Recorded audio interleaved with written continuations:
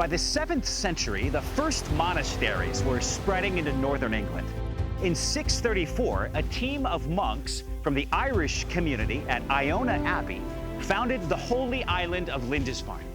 Led by Aidan of Ireland, the monastery at Lindisfarne became the base for Christian evangelism into Anglo-Saxon England.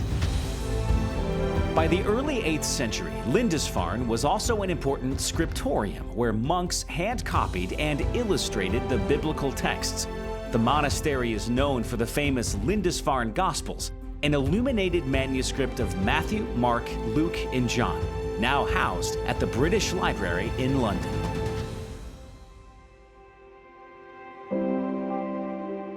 On June 8, 793, the holy island of Lindisfarne became famous for another reason, when Vikings raided and destroyed the entire monastery complex. The Viking invasion here at Lindisfarne marked the beginning of a series of attacks that threatened to destroy all that Christianity had gained in Britain over the prior centuries. Monasteries and churches were plundered, and priests fled for their lives.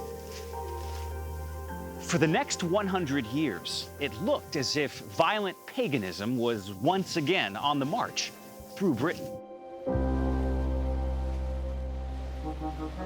Then in 878, Alfred the Great, the Christian king of Wessex, started to turn things around with his victory over the Vikings. Once the Viking threat subsided, Alfred championed a new system of Christian learning to reach the common people in the rural villages. Alfred believed that the gospel of Jesus Christ was for all people, not just the richer elites. By the 10th century, English lords were providing small chapels on their land, where villagers could use the services of a priest. This sowed the seeds of the parish system. Then during the 11th century, it was the overthrow of England by William the Conqueror of Normandy that cemented the role of the church in England. William implemented widespread building projects where old Saxon churches made of wood were replaced by new Norman cathedrals made of stone.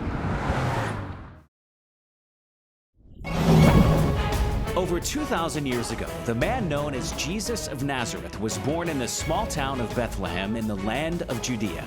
His extraordinary life, brutal execution, and miraculous resurrection from the dead attest to the truth of his claim to be the only Son of God.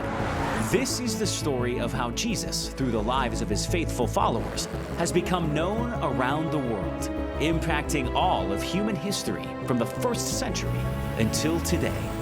This is Drive Through History, Ends of the Earth.